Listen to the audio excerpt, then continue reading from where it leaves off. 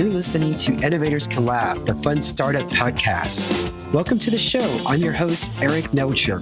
And on Innovators Can Laugh, we investigate a new topic each week and interview some of the most innovative minds in the startup scene here in Europe. My goal is to turn my guests' wisdom into actionable advice that you can use to grow your business. No matter your industry, I'm here to uncover value, fund my guests by doing the proper research and asking the right questions. And at the end of each interview, we have a little fun where my guests reveal fun and interesting facts about themselves, the stuff you won't see on their LinkedIn profile. If you're new to the show, I'm a marketing geek and head of partnerships at tech startup Bonjoro. I'm also an American expat living in Romania. If you're curious about other European startups and what they're doing to scale, gain customers, or things that they do to differentiate themselves, hit the subscribe button because you'll love it here at Innovators Can Laugh podcast. Also, you can play the Innovators Can Laugh game and have an opportunity to compete against other startup folks on Twitter. Just look for the hashtag Innovators Can Laugh.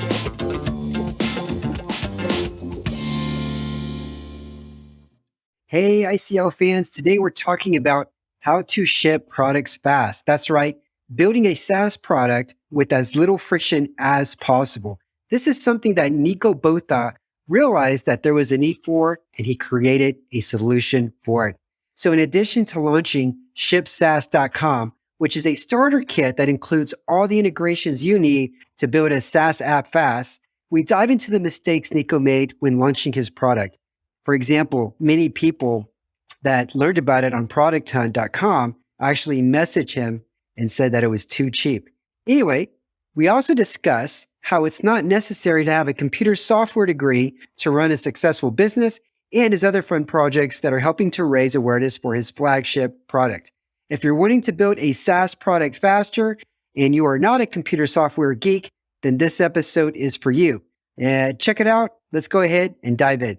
All right, Nico, I'd like to start off with the product you released not too long ago, Shipstats, which is a starter kit that includes all the integrations you need to build a SaaS app fast.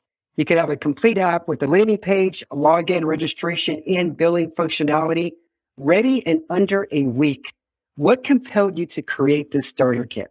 The main thing that compelled me to create it was kind of scratching my own itch. So I was looking for a starter kit because like most devs, I have a lot of ideas and I want to build a lot of things. But at the time, I couldn't find a kit that was built with a tech stack that I was looking for. And I looked everywhere on the internet, couldn't find it. And then I figured maybe it's not as difficult to build something like this myself. And then I created it. And that's where it all started. Well, how long did it take you? Was it difficult to put together? It took about 2 to 3 weeks. So I could reuse a lot of the code that I've written for previous projects. And that's also what gave me the idea, because every time I had a new idea, I had to write all this lot of boilerplate code and, all the boring stuff that every project needs, but it's not the core problem that you're trying to solve. You have to write that from scratch all over again every time there's something new that comes up. So then I figured I can just make a template and then reuse this for all future projects that I want to build. Yeah. So I'm not a developer, but what are some of those boilerplate things that you need when you're trying to, launch a new SaaS product? Well, all apps normally have a registration page, a login page, a way to reset your password, a page where you can manage all your account details and settings and stuff like that. And then normally you have a database integration with some sort, depending on what database you want to use, and file storage solution if you want to upload files and do file sharing and those kind of things, which most SaaS products. Yeah, and then there's also like email sending, billing. So I've got a Stripe integration in there, and it makes it easier if all that integrations are already set up. You can just add your config variables or your keys and build from there. You don't have to write all that boilerplate code yourself. Yeah. So how many developers are currently using Shipstats? I've got about just over 40 clients at the moment. Okay, cool. Now, what are some of the most frequent questions that you get before somebody actually purchases the product? Questions that I get before purchase is mostly, does it have this kind of feature, or can you do this or that? And sometimes it's also tech stack related. So this kit is built with Next.js, which is the React.js framework, and a product called Superbase, which is like an all-in-one backend as a service product. And mostly the questions I get are around either Next.js or Superbase, and whether it has some kind of functionality that people want. Okay. So when I saw this on Product Hunt, I was looking at some of the questions, and a lot of people were asking, why is it so cheap? Because I think the base price was $79.99 at the time, and you had to discount it to $49.99. Yeah. Since then, did you act on that feedback? Is it a different cost now than the $79.99? Yes. So I think that's probably a mistake that a lot of first-time founders make, is you undervalue your own product, and you think, but I don't think people want to pay for this, or they might think it's too expensive. And that's exactly what the mistake I made when I first launched this. I figured, I don't know if it's really valuable. I don't know if people would pay for this. And it's actually great that people were telling me, hey, this is too cheap, raise your prices. And then the interesting thing happened, I decided to raise my prices. I raised it a little bit because it's quite a frightening experience. You don't know what will happen. Will people just stop paying? Is it going to be too expensive? And then I raised it a little bit, and then I raised it some more again. And the interesting thing that happened is, after I actually raised my prices to what it's priced now, it's $249. I actually got a lot more sales. That's actually when I started making the bulk of my sales so far. But it's quite a frightening experience. I'll tell you that. Yeah. All right. You hear that, everybody? Raise your prices. Yeah.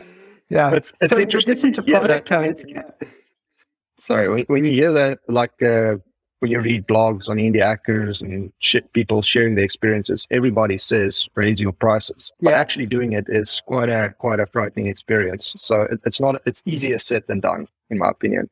Yeah, of course. You think you're going to get a backlash, right? And who are you going to get the backlash from? I guess maybe two people, current customers. Well, no, they wouldn't be upset, but I mean prospects that were thinking about it and they were on the fence. But hey, if they were going to buy it, they would have bought it already. Yeah, exactly. In addition to Product Hunt, what were some of the other ways that you were trying to grow? I posted a lot on Reddit in the early days, and I was also active on Twitter. But at the time that I launched Shipstats, I had about 400 followers or something on Twitter, so it couldn't get a big audience or big impact. And I wrote a lot of blogs in the beginning, so only now, it's about 5 months down the line, and now I start seeing some traffic from the blog posts. So my plan is to invest a lot more time in writing blog posts, because I really like the passivity of SEO. It sends you traffic long after you've made that investment. Oh yeah. And yes, it does. So tell us about your background. Do you have a degree? Do you have a computer software degree? I mean, how did you get into, creating different softwares, different businesses? How did you get to that point? Yeah, I'd say I have a non-standard IT background. So I originally, when I was at school, I had an IT as a subject, and then I had a teacher, which she completely destroyed my interest in IT because I didn't do very well in that subject, and she made it too difficult, in my opinion. So then I decided after school I was going to study chemical engineering, which is a completely different field than software development. But I ended up completing it, and it's still interesting. I still find chemistry and stuff interesting. But then when I started working as a chemical engineer, the work job itself was just not what I expected. And then I started building my own stuff on the side, because I really like developing software and playing around with ideas and building new things. And then at some stage, I quit my engineering job to find a job in software. And that's kind of where my career started. So I've got a degree, but it's in chemical engineering, and it's got nothing to do with software development. Okay. Did you quit your job before you found a job in computer software? Yes. Yeah. At some stage, I was just fed up with all this dusty plants, and going to like a far off small little town, living there for weeks on end with, it's quite a different lifestyle being an engineer in such a small mining town. Okay. So you got your first computer software gig, right? And you're doing that full time. Did you also start creating something else on the side? Like a new product Yes, that you wanted to ship before Shipstats? all the time. I've been busy with side projects ever since I got, well, that's what got me into software development in the beginning. But I think when you start out, most people start out like this. You think, yeah, if I build this awesome product, then people will come and they will Yeah. they will like it and they'll use it. But what usually ends up before you finish off the project, you run out of steam because you either find something else or the idea is not interesting anymore, or you lose some motivation. So yeah, my graveyard of projects, side projects, is very big. But How many are we yeah, talking, Nico? Like a handful or more than a handful? but it's definitely more than 20. Wow. Yeah. When you look back, like what are the ones that come to your head? Like, what was I thinking? You know, like what the hell was I thinking when I was working on that one? Like, give us an example. All the time. Yeah, I cleaned up my GitHub account the other day, and there's a lot of old repositories there that of ideas and stuff that I worked on. And yeah, it was quite interesting to see all the stupid ideas I had in the past. But I mean that's also how you grow and how you learn new things. So yeah, I think you have to go through that phase of failing and realizing, okay, sometimes you need a stupid idea to teach you something, and then you will find a better idea. Yeah. Yeah. No, I've had quite a few stupid ideas in my time that I've launched, and of course they were not successful. But the key is that hey, you try another one, you get another idea, and you try to into the other one, keep going Okay. until you find Yeah. something that Yeah. works. So, what's something that you're really good at, and you feel like you're better at this than most other people? I think I'm good at communicating with people. Yeah, that's definitely one of my strong points. People have this idea of software developers only like sitting in a dark room every day, just writing code, not speaking to everybody, not having a social life. But I think I'm different to that stigma. And I really like interacting with people and chatting about stuff, exploring new ideas. So that I actually value the social component that the software industry has as well. Okay, so we connected through Twitter. Is that your primary channel where you're meeting new people and developing relationships, or is there other places, other platforms that you're using too? Yeah, at the moment, Twitter is the main channel. Pre-COVID, I used to go to a lot of meetups and conferences and stuff. Yeah, for the past 3 years, that's been a bit less because there is less conferences or everything's online. And yeah, I attended one or two online conferences, but it doesn't have the same feeling when doing it in person. There's not the same spontaneity to it, in my opinion. So now Twitter is the main channel. And I actually enjoy interacting Yeah. with people on Twitter. Yeah. Yeah, me too. Me too. I've had an account for over 10 years, but I never approached it with the focus of really trying to get to know somebody until recently. And it's just really, really changed the way I look at that platform now. Yeah. I feel like I've developed some people, some friendships, So now when I go to Utrecht, I feel like, hey, I've got Nico there to show me around. Or when I go to South Africa, I'm like, hey, what should I do? Right. Yeah. So what systems, because you've got more than one software company out there, right? What systems do you have in place to like stay on top of things? Are you doing this all this by yourself? And tell us who you're working with and what systems that you're using to really, really stay on top of everything. Cool. So yeah, the one product I have is Shipstats. That's I'm doing that all on my own, doing all the marketing, development, and everything myself. And then recently we started building supermeme.ai, which is a AI meme generation tool specifically for marketing purposes. And that I'm building with two other guys from India. We also met each other through Twitter. And that's where we connected and started having some chats and stuff. And then they approached me and asked if I want to join their team. How I manage to stay on top of things is an interesting question. Sometimes it doesn't feel like I'm on top of everything as it should be. But what really works well for me is to time box all my tasks. So I try to do planning the day before, say, okay, I need to get these 4 or 5 tasks done in the day. I'm going to reserve an hour for this, an hour for this, hour and a half for this, and then actually block out all other meetings or notifications or whatever, and just focus for an hour or an hour and a half on getting X or Y done. That really helps me to focus on the task at hand, get it done as soon as possible, just focus deeply. without any distractions, and then move on to the next thing. Yeah.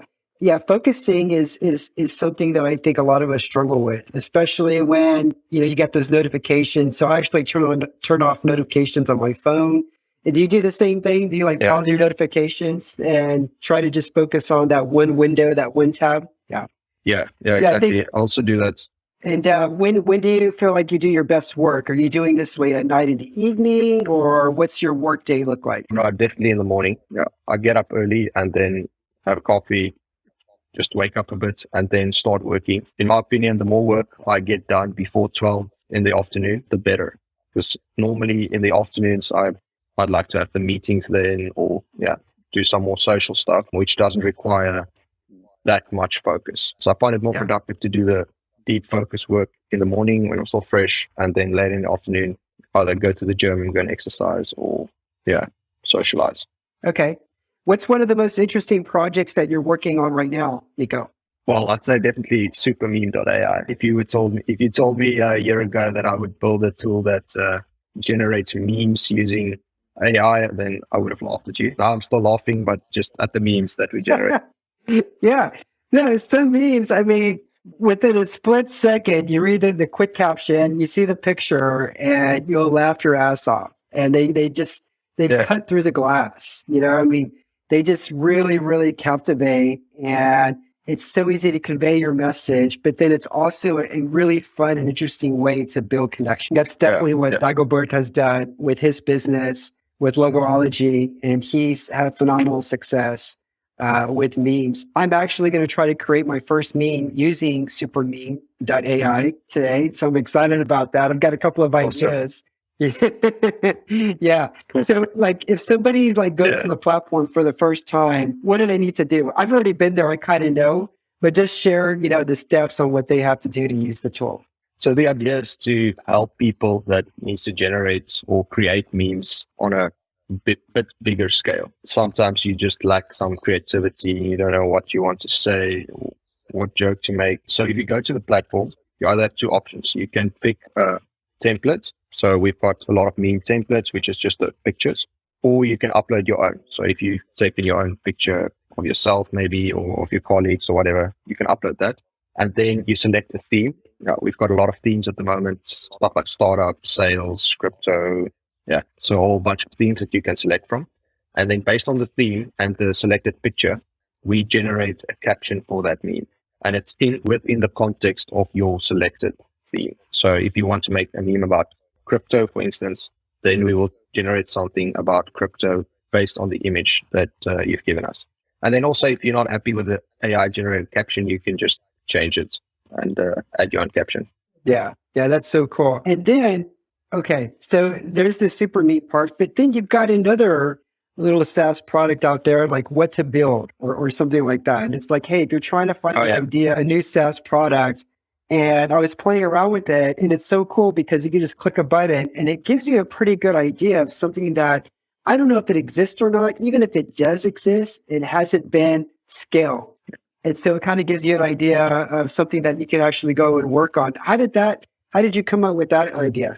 Yeah, so my idea around that was to kind of be an extra site that can send traffic to Shipstats, because most people, they want to make money or they want to build a business, but you don't always have that idea or that starting point. You don't know what to create. So I figured, let's have this. There's also an AI-backed idea generation tool. And you just click the button, and you get an idea generated by AI.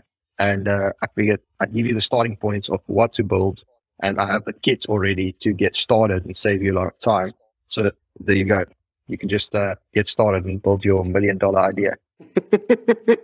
Okay, man. I love it, Nico. So, from our conversation, you don't have a computer, software degree, but you've already got like a few different SaaS, companies out there that you're working on. It seems like you're having a lot of fun. Who do you get advice from? Are there mentors that you have? Do you take advice from anybody in the community? Just trying to get an idea where you get your inspiration, if at all. Where does that come from? Yeah, I get a lot of my inspiration from my wife, because she is not very tech literate, and I say that with a lot of respect. So in a lot of ways, that she opens my eyes to bad experiences or bad things that people think are a good way to do things on the web, but are actually, because what happens most of the time, if you are a developer, you understand certain things of how an app is built. So you also have this underlying knowledge of what is possible and what's not possible. But then when somebody with very little tech knowledge looks at it, tries to use it, they actually have a completely different mindset and context using this app. And that has actually opened my eyes in a lot of ways to always be aware that people that have no tech knowledge actually use and enjoy things differently than people with that knowledge. It's also very important to get those people involved when building a product. You can't build a product for everyone and just have a lot of tech people working on it. Yeah, absolutely. I've made the mistake where in the past we built a product and we thought, well, if I was a user, this is how I would think. The problem is that you're probably only representing like 50% of the users, right? You're missing how whether ever are going to really think and use the product, but because you're in it and you've done this before, you feel like you've got a good grasp of what everybody's going to be concerned about. And a great thing that we're doing right now, we're releasing a new product at Bonjoro, but instead of just releasing it to all of our customers, we have it in beta. We're doing it in phases and getting feedback. And we missed so much that our customers saw. And it's been a great experience. There's you want to ship things out fast, but then at the same time, you could do that, but it's probably not going to be a good experience. So lessons learned, definitely we have been through that. Okay. Yeah. Okay. So before we go, a quick question for you. One more question before we get into the fun questions. What's an important truth when it comes to developing new software that people might disagree with you? And that development can be the time it takes to develop a new SaaS, product or service that's out there, or maybe what you believe that's important about growth, because obviously you're pretty creative when it comes to driving traffic to your product by using another idea, another website that helps generate ideas, but that flows traffic back into Shipstats. But what's something that you probably disagree with most people? So there's this knowledge that's being shared quite a lot of just ship it. So just build something and launch it and then move from there. I agree with that, but to a certain extent. So your first impression of your product is always the most important one. When you just ship something with a lot of bugs and that's a bit buggy and shitty, that's the first impression that people see of. And what happens most of the time is people see it's not that great and they leave and never come back. So I agree with the wisdom of just ship it, but make sure that the first impression of your product is at least good enough to keep people captivated. You can always improve from your first version, definitely, but your first version needs to be good enough to keep people coming back. Okay, got you. All right. Thanks so much, Nico. Some fun questions so the audience can get to know about you and your personality a little bit. Can you tell me, what city do you think you would like to live in? Oh, that's an interesting question. I don't think I'd like to live in a city, ideally. I like the quiet and peace of countryside. So a small little town with a lot of mountains is my ideal place to live. Wow. Okay. All right. Okay. Other question for you. A time that you were somebody's hero. What did you do? A time you were somebody's hero, Nico. Yeah. Well, recently we went a river rafting 2 weeks ago on the Orange River. And then at some stage our boat tipped, which was quite a frightening experience. We all had a good fright. And I think the one thing that made me the hero of the day is I retrieved some stuff out of the water. All your stuff is on the water. Yeah. Not beers, but sleeping bags and a tent. So, which is equally important. Yeah. Okay. All right. Well, Nico, thank you so much for being on Innovators Can Laugh. I enjoyed having you here. Everybody listening. Nico, where can they learn more about you? Mainly on Twitter. I'm most active on Twitter. It's NW Botha, which is quite a hard thing to pronounce when you're not Afrikaans. But I assume the link will be on your site. Yeah, it'll be in the show notes, along with links to Shipstats and SuperMe as well. All right, Nico, thanks so much for joining us. And everybody listening, if you like the episode, feel free to tell other people about it and subscribe to the show. All right. Thanks. Hey, thanks for having me. Absolutely. Thanks for listening to the show. If you enjoyed it, I'd really appreciate it if you could give us a review and star rating. Also, don't forget to sign up for the ICO newsletter at innovatorscanlaugh.com, where you can get the bio and details of each guest.